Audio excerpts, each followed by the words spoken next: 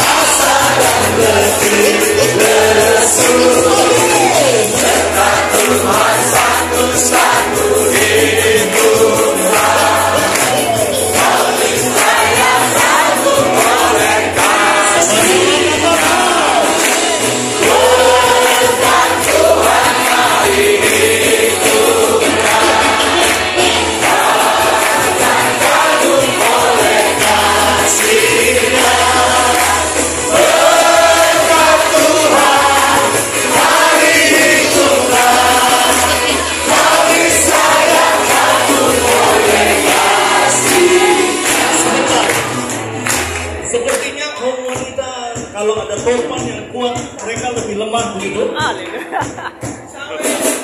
saling berdoa. Topan pria wanita semua yang kuat. Karena ada Yesus dalam hidup kita. Amin. Wanita saja akan muncul ini. Amin.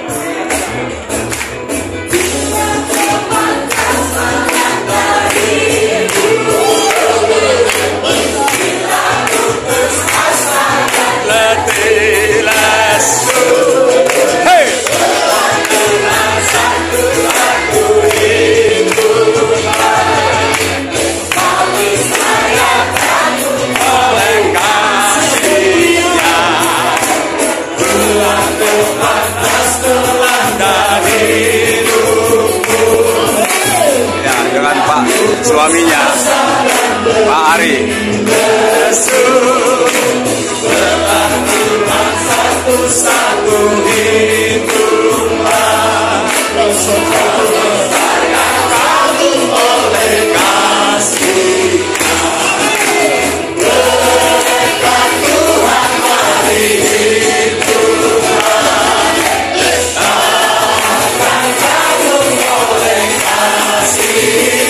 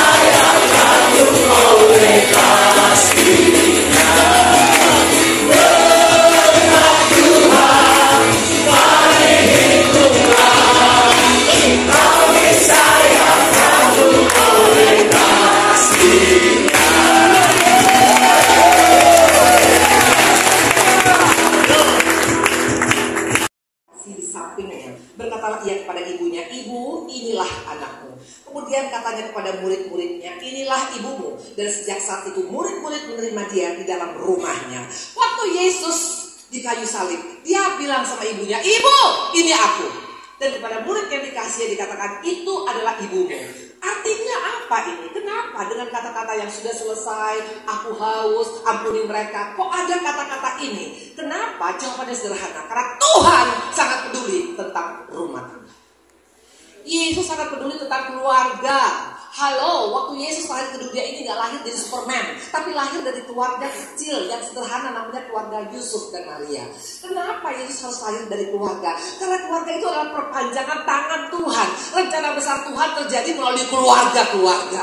Maka dikatakan di Kisah Rasul, engkau akan menjadi saksiku di Yerusalem, Yudea, Samaria, ujung bumi. Sesudah keluarga kita menjadi keluarga yang betul-betul seperti maunya Tuhan, engkau dan saya akan menjadi saksi sampai ujung bumi. Nama Tuhan Yesus. Makanya hari-hari ini bukan karena banyaknya pelayanan kita, bukan karena hebatnya kita di luar sana, bagaimana dengan keluarga kita? Karena keluarga sangat penting di mata Tuhan. Amin. Karena suami istri sejak pandang suamimu, pandang istrimu. Jangan istri orang, jangan suami orang. Itu. Engkau masih punya pasangan di tempat ini. Itu anugerah Tuhan. Halo. Jangan sudah mati barunya nangis-nangis. Amang oi, dia ada ho, bisa. Oh masih hidup. Sayangi suamimu, sayangi istrimu, sayangi anak-anakmu, sayangi orang tuamu. Halo. Satu anugerah Tuhan kau masih bisa bersama dengan pasangan sampai hari ini. Covid kemarin banyak orang yang kehilangan pasangannya, betul?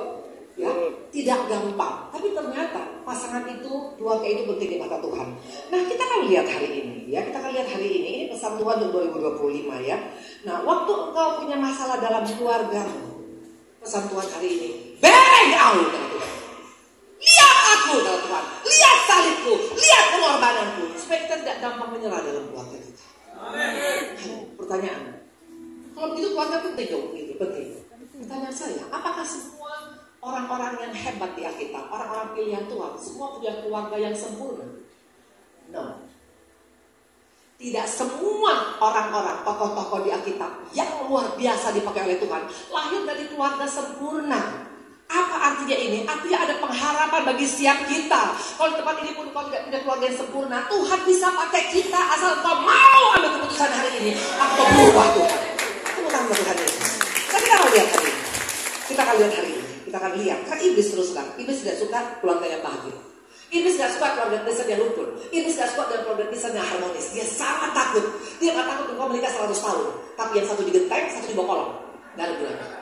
Karena kesatian yang membuat Tuhan menjawab doa kita. Bukan hanya doa bersama saja. Waktu ada kesatian antara suami dan istri, akan beda doanya, beda kuasanya. Makanya iblis gak suka.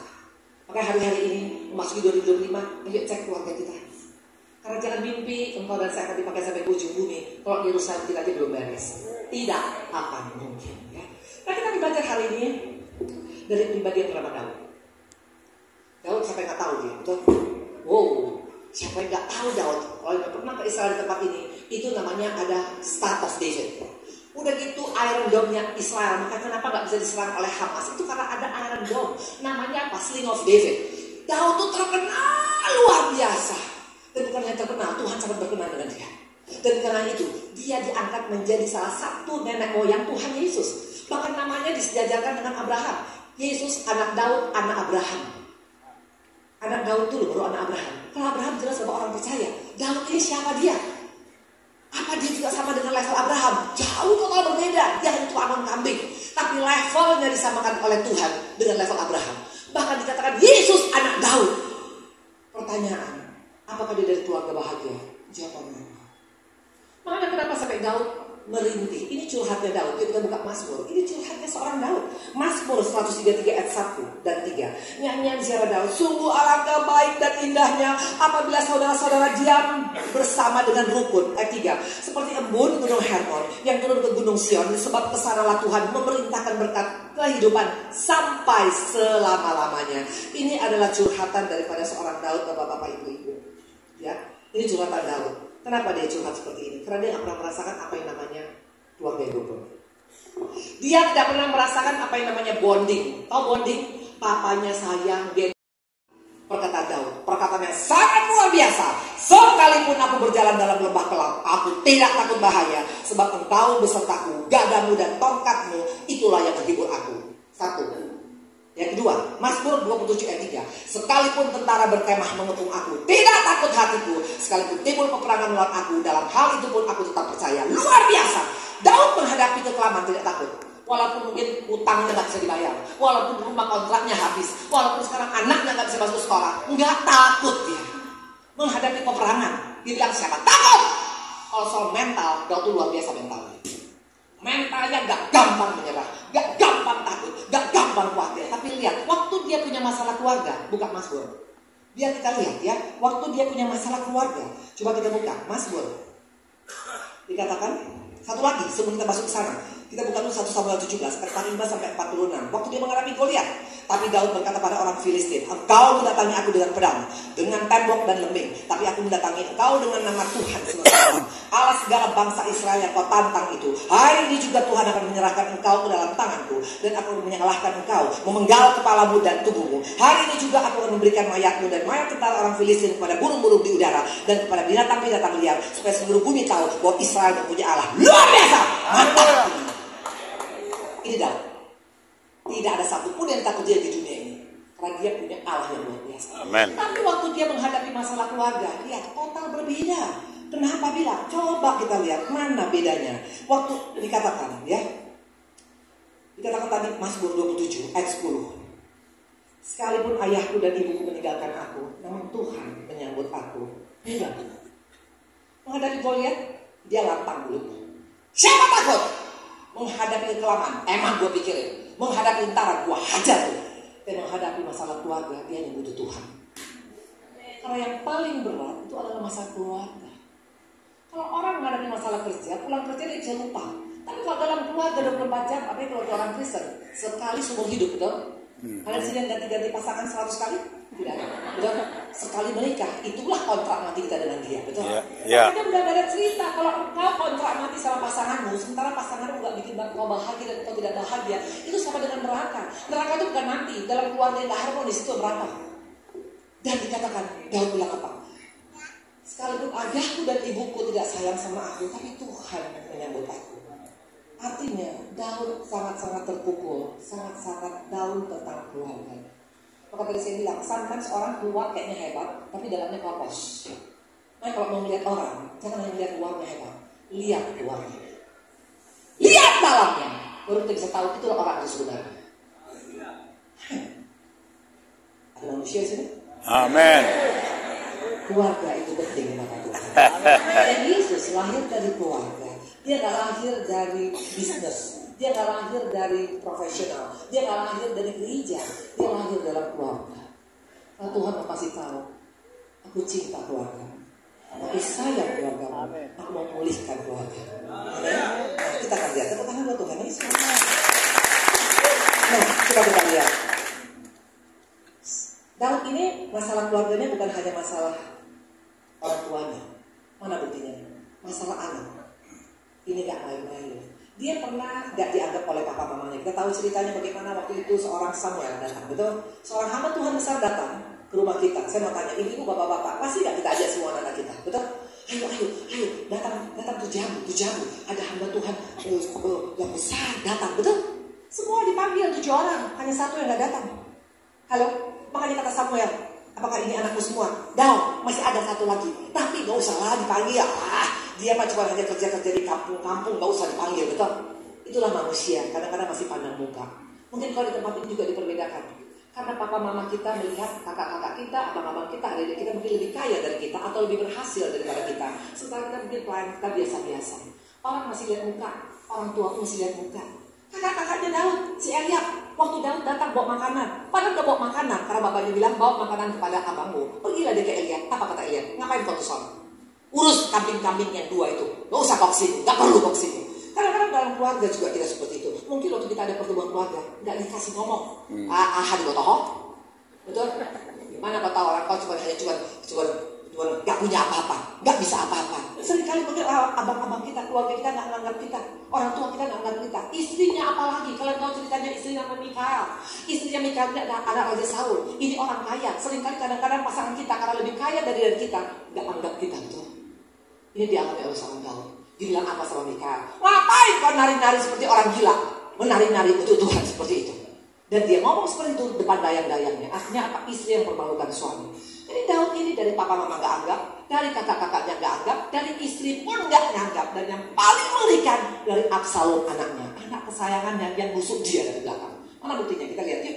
Supaya di tempat ini kalau kau mengalami hal yang sama, ada pengharapan hari itu Tuhan berikan.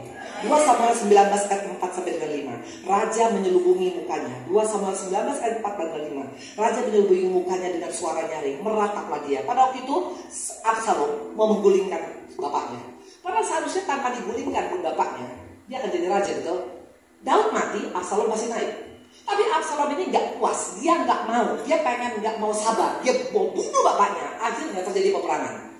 Kerajaan Daud perang dengan Absalom anaknya, dan akhirnya Absalom mati. Lihat, dikatakan 2 Samuel 19 ayat 4 dan 5. Raja menyelubungi mukanya dengan suara nyaring, merataplah raja. Anakku Absalom, Absalom anakku, anakku.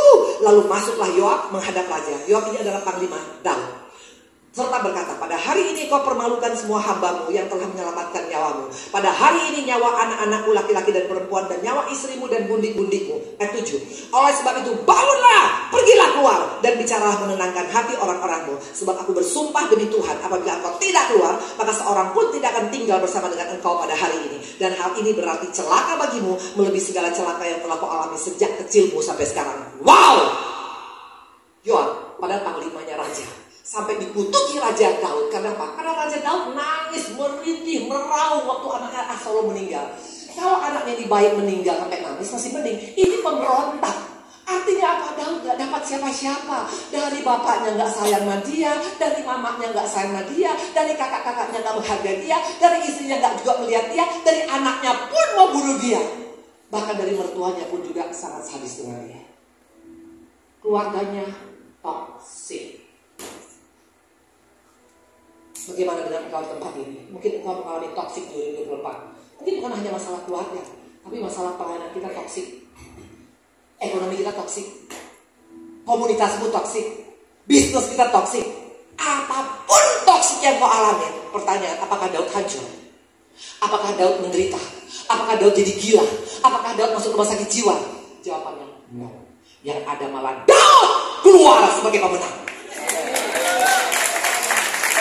Kok bisa? Kok boy? Ini yang mau kita pelajari hari ini. Ada 3 hal yang membuat makanya Daud bisa keluar dari kebenaran.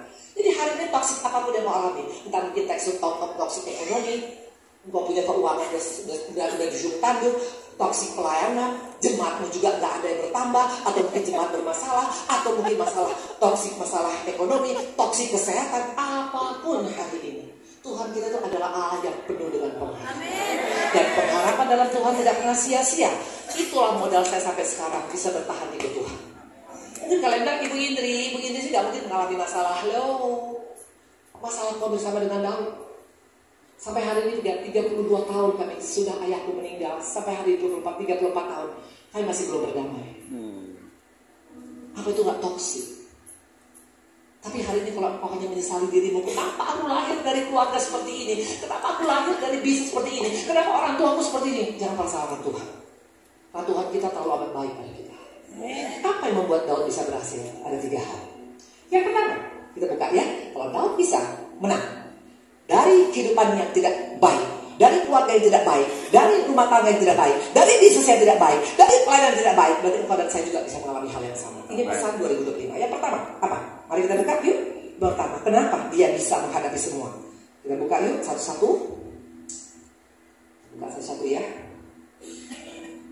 Kita buka Mazmur 62 ayat 5 sampai dengan 7. Hanya pada Allah saja kiranya aku tenang, sebab daripadanya lah harapanku. Ayat ke-7. Hanya dialah gunung batuku dan keselamatanku, kota bentengku, aku tidak akan goyah. Ayat 8. Pada Allah ada keselamatanku dan kemuliaanku, gunung batu keselamatanku, tempat perlindunganku ialah Allah. Ini jawaban pertama.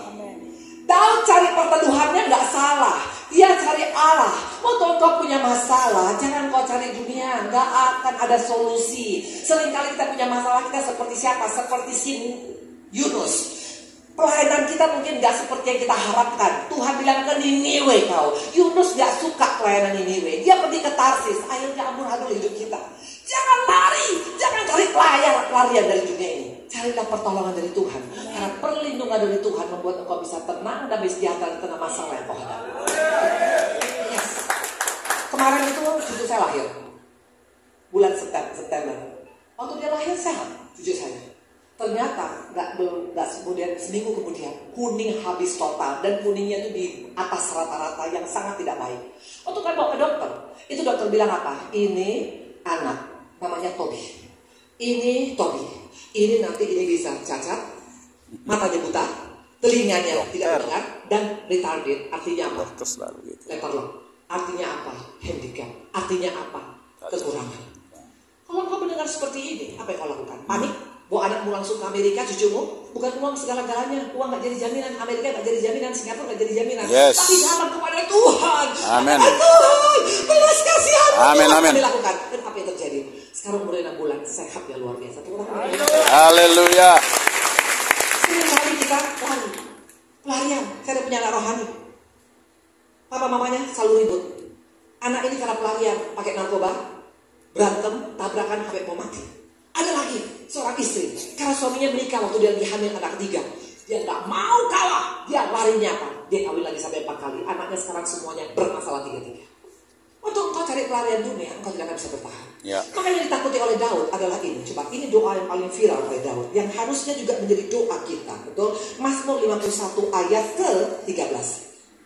Sama-sama kita baca yuk. 1, 2, 3. Mazmur 51 ayat 13. Dan janganlah mengambil rohmu yang kudus daripadaku. Ini doa daripada Daud. Dia juga bilang, jangan ambil hartaku, jangan ambil jemaatku, jangan ambil pelayananku, jangan ambil rumahku, jangan ambil kesehatanku. Tapi dia bilang apa? Jangan ambil rohmu daripadaku Tuhan. Seringkali kalau kita doa panjang doa kita, betul? Rumahku Tuhan, tolong Tuhan, rumah kontrak habis Tuhan, tolong Tuhan, utangku Tuhan, tolong Tuhan, tolong Tuhan. Panjang doanya. Pernah gak kita berdoa supaya jangan sampai kita kehilangan hadirat Tuhan? Ya. Kalau engkau kehilangan hadirat Tuhan, kita gak bisa bikin apa-apa lagi. Ya. Engkau akan gampang stres, dan penyakit sumbernya dari stres. Maka kalau saya punya masalah, apa masalah saya gak banyak? Banyak masalah saya. Suami saya pernah kena COVID, hampir lewat. Pernah juga koma, waktu itu udah tabrakan, terlempar 70 meter. Apa yang saya lakukan? Saya bukan cari dokter ke Amerika, bukan cari dokter kemana-mana. Saya telepon Kak Kartini, Kak tolong datang Kak, kita doa Kak. Kami berdoa, menyembah, memuji Tuhan di sebelah rumah sakit Boronius. Dan akhirnya hari ke-11 suami saya bangkit, dan sekarang bersama-sama dengan saya. Siapa perlindunganmu? Apa yang kau andalkan, uangmu, kekayaanmu? Tidak jadi jaminan. Dan kalau kita punya perlindungan Tuhan, akan beda hidup kita. Daud perlindungannya hanya Yesus. Maka tadi katakan sekali Yesus, Selamanya Yesus, harapanku tanah hilang. Kasihnya sekarang ku ada. Oh Yesusku, ku cinta kau selamanya. Yang kedua, apa yang dibuat oleh Daud? Ini yang menjadi modal Daud sehingga dia boleh keluar dari pemenang. Kita buka yang kedua. Mari kita buka. 1 Samuel 36. Dan Daud sangat terjepit karena rakyat mengatakan tidak melempar diri dengan batu. Seluruh rakyat telah pedih hati, masing-masing kata anaknya, laki-laki dan perempuan. Tapi Daud menguatkan kepercayaannya kepada Tuhan Allahnya.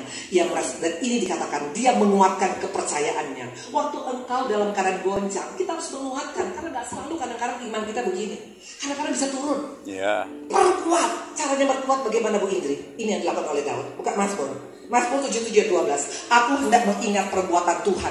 Ya, aku hendak mengingat keajaiban-keajaiban dari zaman purbakala. Ingat kebaikan Tuhan yang pernah kau alami sebelumnya. Saya kalau mengalami goncangan, halo, jangan pernah pikir keluarga Pak Dede nggak mengalami goncangan. Kemarin rumah hotel kami itu mau dipilot, mau dilewat. Rumah sakit Herna itu mau dipilotkan. Terus habis itu kau stres, kau marah, enggak. Saya hanya ingat Tuhan, kalau engkau pernah menolong suamiku Tuhan, tahun 2009 tabrakan hampir mati. Kalau engkau pernah menyelamatkan suamiku Tuhan, waktu COVID udah perburukan total paru-parunya, masa engkau tidak bisa menyelamatkan rumah sakit Herna dan hotel Pak Dede? Ya. Itu saya perkatakan. Amen. Itu dilakukan oleh Daud. Dia ingat waktu dia menyerang beruang, menang.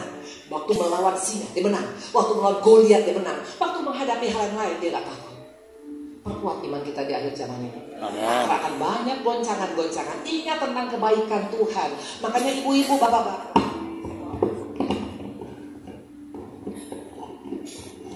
apa ini? Ini mikroskop. Jangan hanya kau lihat lubang kau, tapi lihat kebaikan Tuhan. Amin. Ingat kebaikan Tuhan. Yes. Kalau kau ingat kebaikan Tuhan bulan lalu, tahun lalu, 2 tahun yang lalu, 3 tahun yang lalu, Tuhan yang sama juga bisa menyelesaikannya hari ini. Dan yang ketiga, yang paling penting kalau engkau berkata engkau sudah suka masuk hadirat Tuhan, hanya satu kuncinya. Kalau engkau dan saya bisa berdamai. Tanpa berdamai tidak akan mungkin. Maksudnya apa Bu Indri? Yang pertama, berdamai dengan diri sendiri. Yes. Jangan salahkan dirimu. Ayub pernah tergelincir di sini. Mana buktinya? Mari kita lihat. Kalau engkau pernah tergelincir sini, minta ampun sama Tuhan hari ini. Coba kita buka Ayub 3 ayat 11 sampai dengan 12. Ini waktu Ayub menghadapi proses. Mengapa aku tidak mati waktu aku lahir, atau binasa waktu aku keluar dari kandungan? Mengapa pangkuan menerima aku? Mengapa ada buah dada sehingga aku dapat menyusu? Tidak main-main. Ayub bisa bilang, nyesel gua lahir. Kenapa aku lahir? Kalau engkau belum berdamai dengan dirimu, engkau tidak akan pernah keluar dari pemenang. Halo, jangan pernah menyesali engkau lahir sebagai perempuan. Dulu saya pernah. Kenapa aku lahir jadi perempuan? Coba kalau aku anak ayah laki-laki, beda. Pasti aku akan bisa lakukan ini dan itu. Halo perempuan, siapapun engkau tempat ini, bersyukurlah kita lahir sebagai wanita. Bapak-bapak, bersyukurlah engkau lahir sebagai bapak-bapak. Ya, amin. Kalau engkau bilang, kenapa aku lahir dari orang ini? Kenapa aku lahir dari keluarga miskin? Halo, miskin pun keluarga kita. Kalau kayak Daud bisa merespon dengan sikap yang benar, Tuhan bisa angkat luar biasa. Amin. Buat apa Tuhan Yesus? Pertama, berdamai dengan diri sendiri. Yang kedua, berdamai dengan orang yang pernah menyakiti kita. Percayalah, itu efeknya luar biasa. Daud gak pernah benci sama Saul. Daud, malah dia sangat respect kepada Saul. Bapak, kenapa kau mau bunuh aku? Aku kan sayang sama engkau. Daud gak pernah gak respect sama mertuanya. Padahal mertuanya kurang apa jahatnya. Halo, waktu engkau masih menyimpan kebaikan, engkau tidak akan pernah bisa menang 2025 ini. Karena muka orang yang menyimpan kepahitan itu kelihatan mukanya kayak kuda nil. Coba lihat kanan kiri depan ini. Muka kuda nil. Mungkin kau bilang Ibu Indri sih gak pernah kepahitan. Hei, benar ya ibu-ibu, saya pernah digugat oleh abang kandung saya sendiri 11 gugatan. 11 gugatan di pengadilan waktu masa Covid. Bayangkan, saya menghadap tiap hari Kamis ke pengadilan selama 4 tahun. Tapi aku tahu, aku tetap sayang sama abangku. Karena dia adalah abang kesayangan. Amin. Dan akhirnya menang semua di Mahkamah Agung. Tepuk tangan Tuhan Yesus. Tidak. Cuma kalau kau kepahitan, belum tentu dan gak ada kesaksian hidupmu tentang pengampunan. Daud bisa berdamai. Dan yang ketiga, berdamai dengan keadaan. Jangan marah dengan keadaan. Kenapa hidupku kok gini-gini aja? Percayalah, di balik proses yang kau alami ada berkat Tuhan yang luar biasa. Dan yang paling penting, berdamai dengan Tuhan. Jangan buat jarak sama Tuhan.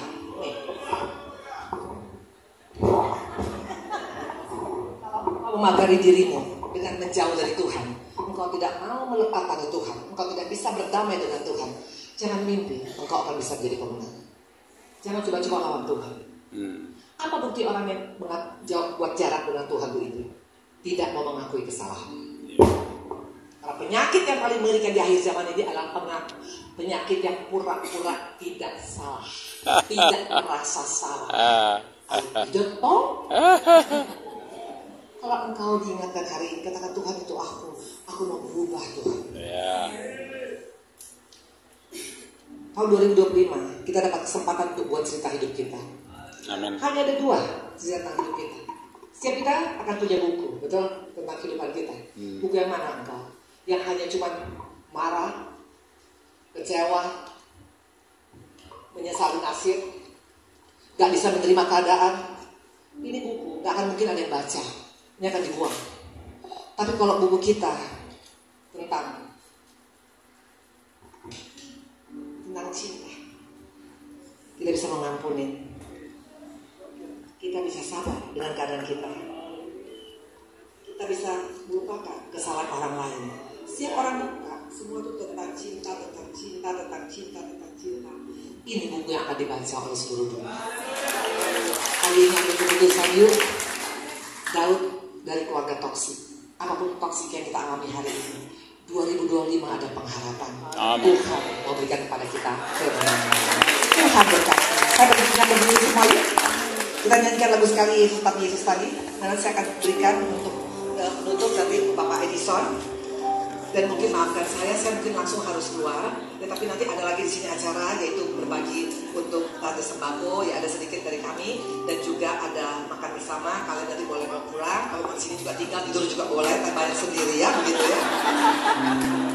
Sekali Yesus. Yesus, selamanya Yesus, harapanku, harapanlah, karena kasih-Nya selalu ada.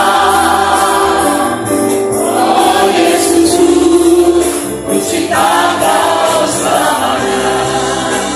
Selamanya Yesus, harapanku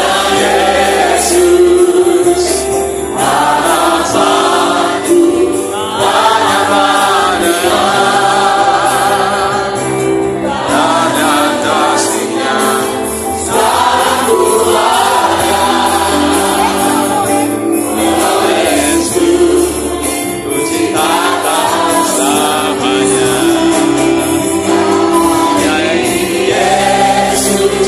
Selamanya Yesus, harapanku ada Dia, karena kasih-Nya